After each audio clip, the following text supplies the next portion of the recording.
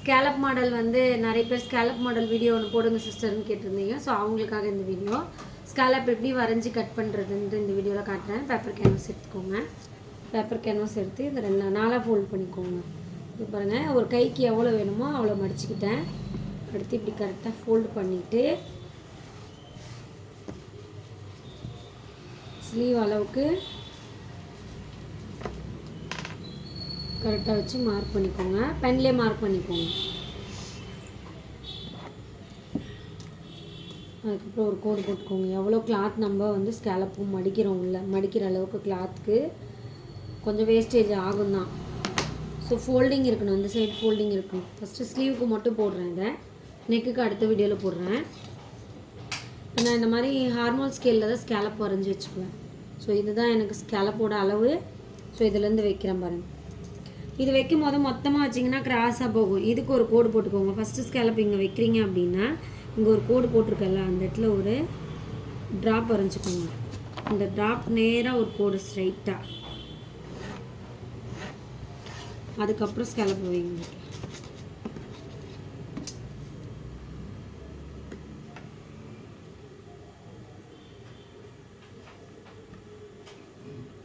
So எத்தனை வருதோ அத்தனை ஸ்கேலப் வரைஞ்சிக்கணும். இந்த ட்ராப் எதுக்கு வர சொல்லிக்கிறேன்னா இந்த கோடு கரெக்டாக அதில் உட்கார வைக்கிறதுக்கு. அப்போ தான் ஸ்கேலப் ரவுண்டு வந்து கரெக்டாக வரும்.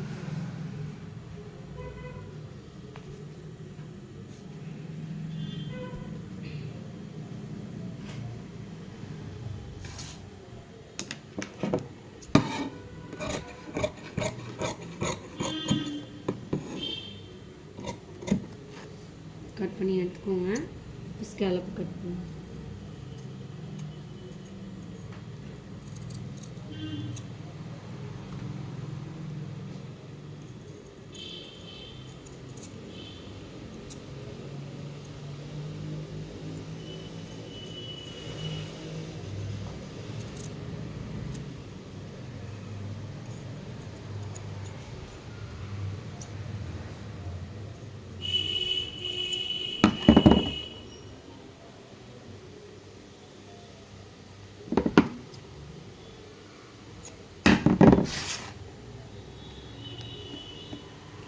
ஸ்கேலப்பு 2 ஸ்லீவுக்கும் வரைஞ்சாச்சு. ஸோ நெக்குக்கும் இதே மாதிரி வரையணும்.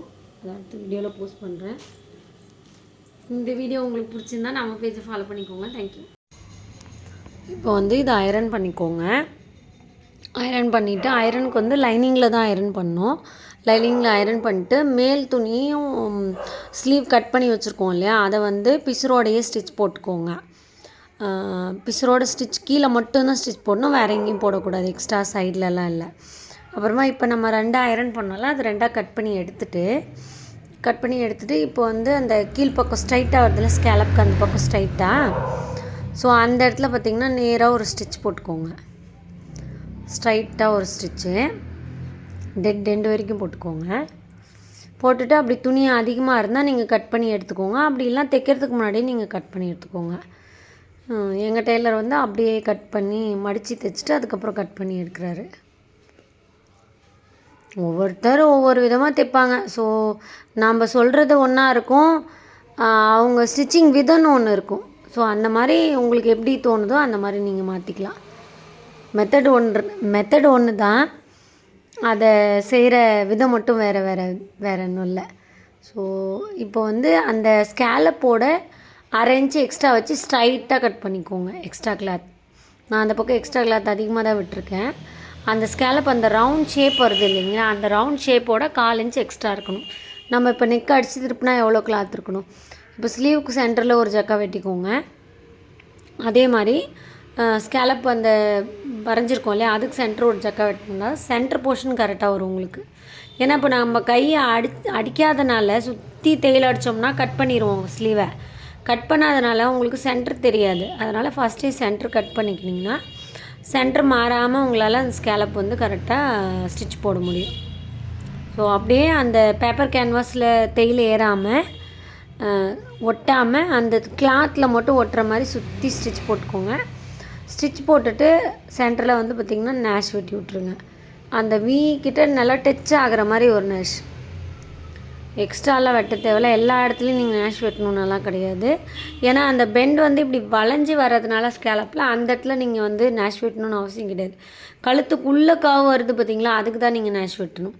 இப்போ எக்ஸ்ட்ரா இருக்கிற கிளாத்தெல்லாம் கொஞ்சம் வெட்டி எடுத்துருங்க. அந்த ஒரு சென்டர் நேஷ் போட்டால் மட்டும் போதும்.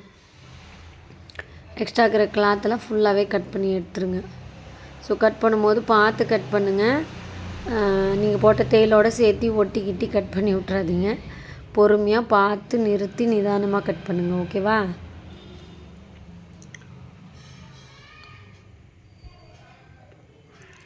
கட் பண்ணி முடித்தாச்சு.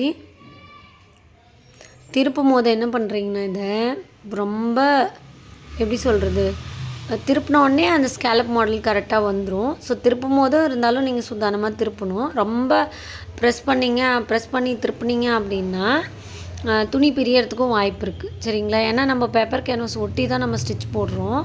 அது இல்லாத இந்த மாதிரி ப்ரோசோ கிளாத் வந்துச்சு அப்படின்னாவே கொஞ்சம் இந்த கிளாத்துக்கு ஸ்கேலப் மாடல் வைக்கிறது கொஞ்சம் கஷ்டம்தான்.